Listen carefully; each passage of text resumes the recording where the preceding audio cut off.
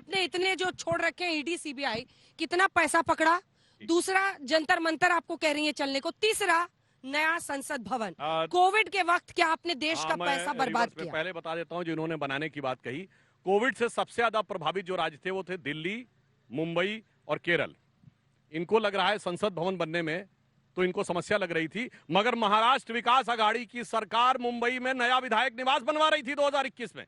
पूछिए, उसी के दौरान आलीशान रहने का मकान विधायकों के लिए बनना तो ठीक था, मगर जो व्यवस्था के तहत पहले काम चल रहा था वह संसद का बनना इनके लिए समस्याजनक था। अब इन्होंने कहा ईडी सीबीआई की बात, तो मैं ये कहना चाहता हूं, 1,40,000 करोड़ रुपए तक की संपत्तियों के ऊपर जब्ती की है, 20,000 से करोड़ के तो कॉन्फिस्केट कर लिए हैं। और इतना ही नहीं, चलिए इनको आपत्ति है तो मैं विनम्रता से पूछना चाहता हूं, ये जितनी पार्टियां हम पे आरोप लगाती, इनका कोई एक नेता बताइए इस पे 2014 से पहले कचहरी और एजेंसी के चक्कर न काटता हूं भ्रष्टाचार के आरोप में।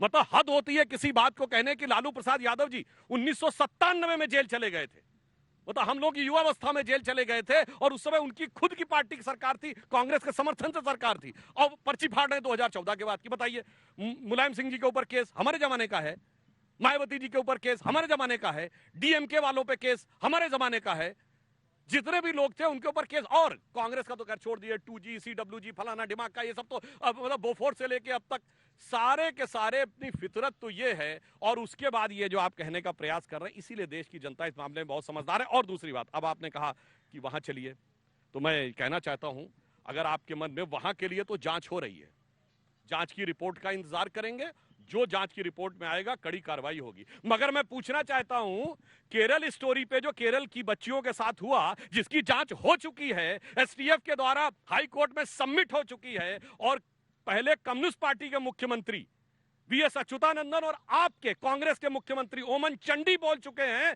मगर उसके बाद नहीं बोलना, वो तो फॉल्स है। मतलब अपनी सरकार की जांच को झुठला देना, वहां पे ना महिला से हमदर्दी, ना किसी से हमदर्दी। और कश्मीर, वहां से लेकर कश्मीर तक चले जाइए, जिस जमाने में एक दो से नहीं कह दिया गया था छोड़ के चले जाओ और अपने घर की बेटियों को छोड़ जाओ, गिरजा टिक्कू के साथ सामूहिक बलात्कार करके काट दिया गया था, और उसके बाद उन लोगों को बुला के संसद भवन में जलवाए जलाल से बुलाया जाता था। तो इसलिए सबको पता है हमने तो क्या किया है। राधिका जी एक जवाब, उसके बाद भाटी जवाब।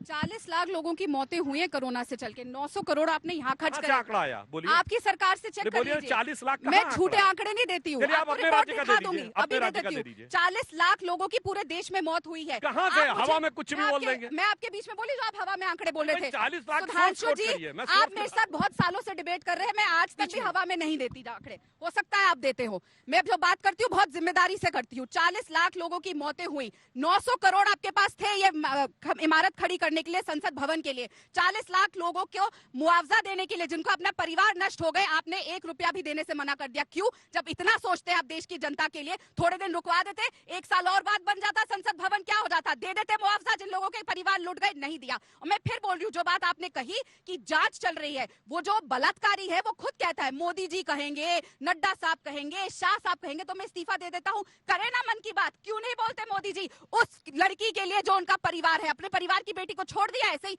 क्यों नहीं बोलते उस आदमी को कि जब तक जांच चल रही है आप इस्तीफा दीजिए। मैं फिर आपको चैलेंज करती हूँ, चलिए मेरे साथ यही शब्द जाके वहां पे बैठी हमारी रेसलर्स को अपने आप अपने शब्दों से वहां सामने खड़े होके बोल दीजिए। हम आपके बाद, आज के बाद मैं वादा करती हूँ, मैं कभी आपको ये बात नहीं बोलूंगी, ना ये मुद्दा उठाऊंगी। आप साथ चलिए, अंजना जी भी चलेंगी, इनका कैमरा क्रू भी चलेगा। ये शब्द जाके आप उन रेसलर्स को बोल दीजिए, जांच चल रही है, हम पे विश्वास रखिए। अरे यही बोल दीजिए, आश्वासन दे दीजिए। पर नहीं, वो बेटियां आपकी थोड़ी है, वो तो सिर्फ जब वो मेडल जीत के आती है, मोदी जी को फोटो खींचनी है, यहाँ पे इवेंट करना है, क्योंकि वो प्रधानमंत्री थोड़ी है, वो तो इवेंट मंत्री है।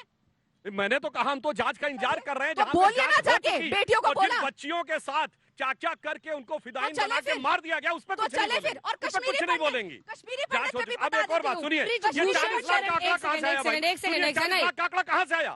अरे भाई 3 राज्य सबसे ज्यादा प्रभावित क्यों आपकी सरकार? नहीं, उसमें वापस आइए। 40 लाख का आंकड़ा सिंह पे हवा में कोई क्यों है सरकार? और मैं बताता हूं, सुनिए एक मिनट, पूरी बात टेक्निकल बात करिए। कोई भी व्यक्ति किसी रोग से मृत्यु होती है तो अस्पताल उसको सर्टिफाइड करता है। जिन राज्यों में सबसे ज्यादा कोविड था वो थे दिल्ली, मुंबई और केरल। तीनों जगह हमारी सरकार नहीं थी। दिखाइए, आपसे कहता हूं, 4 लाख का सर्टिफिकेट दिखाइए। हवा में कुछ भी बोल देना आके, चुनौती से कहता हूं, दिखाइए सर्टिफिकेट अपनी राज्य सरकारों के। अभी दिखा रही हूँ आके टोटल। कुछ भी बोलना, 40 लाख तो मतलब हर चीज 40 लाख आप अखबार भाई में डेथ पढ़ते होगी तो सर्टिफिकेट होगा ना कि कोरोना से डेथ हुई है, और राज्य सरकार को प्रस्तुत करना चाहिए। जब हम लोगों ने पूछा था कि ऑक्सीजन से कितनों की मृत्यु हुई, सारी राज्य सरकारों ने लिख के दिया, एक की भी मृत्यु नहीं हुई। वहां लिख के ये देते हैं और संसद में आके हल्ला मचाते हैं। राज्य सरकारों ने लिख कर दिया था कि नहीं मौत हुई है, अब उसका क्या किया जाए? सरकारों ने लिख के दे दिया मौत उन्हें नहीं हुई। ऑक्सीजन जिन की उत्तर कमी से मौत प्रदेश नहीं, में बोला। ऑक्सीजन की उत्तर कमी मैंने से वही बोला, लाशें ऑक्सीजन पड़ी वाले हुई ही थी मैंने लोगों बोला। की, रामनवमी नहीं मिल रही थी उनको, और आप कह रहे हैं कि कितनी मौतें हुई, किसी की मौत नहीं हुई। तो अपने ही प्रदेश को देख लीजिए, वहां पे कुत्ते पहुंच गए थे लाशों के ऊपर, और आप ही का शासित उत्तर प्रदेश है। मैं गिनवाने रह गई ना तो सारी डिबेट सिर्फ इसी पे जाएगी। मैं फिर आपको चैलेंज करती हूँ, चलिए उन बेटियों के पास और उनको आश्वासन दीजिए कि मैं आपको वादा कर रहा हूँ कि जांच हो रही है और आपको न्याय मिलेगा। अगर ये सच है तो भाई जांच हो रही है, वादा क्या चलिए करना? चलिए ना, इतनी जांच सॉफ्ट कोर्ट क्यों है में आपकी ना। सरकार? वो क्या है ना, बृजभूषण शरण क्यों सिंह, बेटियों को एक बोलते सेकंड, नहीं? एक सेकंड। बृजभूषण शरण सिंह पर आपकी सरकार इतनी सॉफ्ट क्यों है? आपने सुना उनका बयान? वो गुड टच बैड टच, ये बेटियां बैठी हैं छुआछूत लेकर, मजाक कर रहा है, वो मजाक उड़ा रहा है इस देश की कानून व्यवस्था का। देखिए, मैं तो कह रहा हूं ना, इस विषय पे दो जांच चल रही है। इंडियन ओलंपिक एसोसिएशन की अलग चल रही है और कोर्ट के दिशा निर्देश में अलग चल रही है। जांच की प्रतीक्षा नहीं करनी मत, जिसमें जांच हो चुकी है उस पर चुप्पी। अच्छा सुनिए, उसमें तो गुड टच और बैड टच की बात कही गई, वहां तो बच्चियों को मार दिया गया, काट दिया गया, सामूहिक बलात्कार किया गया, उस पर बोलिए। ठीक है। और वो आपकी सरकार ने भाटी स्वीकार साहब, किया है। कश्मीरी भाटी पंडित साहब। जो बैठे हुए 1 साल से रोज बोल रहे हैं कि हमारे को यहाँ से हटा दीजिए, हमारे को डेंजर है, कभी किसी टीचर को गोली मार दी जाती है, आप उनको एक कैंप में बंद कर देते हैं, अपनी भीख मांग रहे हैं अपनी जान के लिए कश्मीरी पंडित। तब तो आप लोग नहीं बोल रहे हैं। 1 साल से जो बैठे हुए, जब वो प्रोटेस्ट करते हैं हमें बचा लीजिए, हमें कश्मीर से हटा दीजिए, तब भी बताइए ना। राजकुमार भाटी जी, में इतना बुरे हालात हैं तो भाई बहना ऐसे जाके वो बर्फ खेल रहे थे वहां पे, इतने बुरे हालात हैं।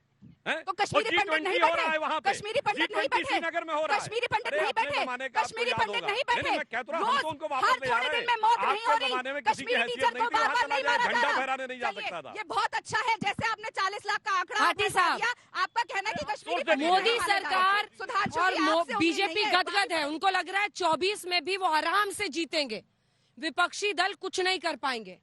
क्या सीट शेयरिंग से लेकर कुछ ऐसा फॉर्मूला आप लोग सोच रहे हैं? किस मुद्दे पर आप लोग आश्वस्त हैं कि धराशायी कर देंगे बीजेपी को? हम भारतवर्ष की जनता के ऊपर आश्वस्त हैं। भारत की जनता जो निर्णय लेगी वो सही निर्णय लेगी। लेकिन सुधांशु जी ने जो उपलब्धियां गिनवाई, सुधांशु जी जो सबसे बड़ी उपलब्धि थी इनकी सरकार की, जिस पर बहुत ढोल नगाड़े बजाए गए थे कि मास्टर स्ट्रोक है, नोटबंदी को बताना क्यों भूल गए? जानबूझ के छिपाते हैं उसे, क्योंकि उसमें शर्मिंदगी होती है कहने में। नोट जब 2000 का नोट लाया गया था तो तब भी इन्होंने ये दावा किया था कि इससे काले धन पर रोक लगेगी, भ्रष्टाचार खत्म हो जाएगा, आतंकवाद की कमर टूट जाएगी। आज जब वो नोट बंद किया गया है तब भी यही कह रहे हैं कि काले धन पर स्ट्राइक की गई है। ना नोट लाते समय संसद से पूछा गया, देश से पूछा गया, ना बंद करते समय पूछा गया। ये जो तानाशाही पूर्ण निर्णय लिए जाते हैं, इनके खिलाफ है विपक्ष की जो आवाज है, इस तानाशाही के खिलाफ है। आपने कहा जनधन, उज्ज्वला, आयुष्मान, मैं इन तीनों पे कह देता हूं, ये केवल कहने के लिए हैं, मुहावरे हैं। ना तो जनधन का किसी आदमी को क्या फायदा हुआ, किसी देश के नागरिक को, अगर उसका एक बैंक में अकाउंट खुल गया, उसमें रुपया एक नहीं है, अब उस पर मिनिमम बैलेंस में उसके पैसे कट रहे हैं, उसका क्या फायदा किसी को हुआ? दूसरी बात आप कहते हैं उज्ज्वला, उज्ज्वला में जो पहला सिलेंडर दिया था वो खत्म हो गया, दूसरा सिलेंडर आपने इतना महंगा कर दिया, 1000 रुपए में सिलेंडर भरवाने की क्षमता ही नहीं है लोगों की।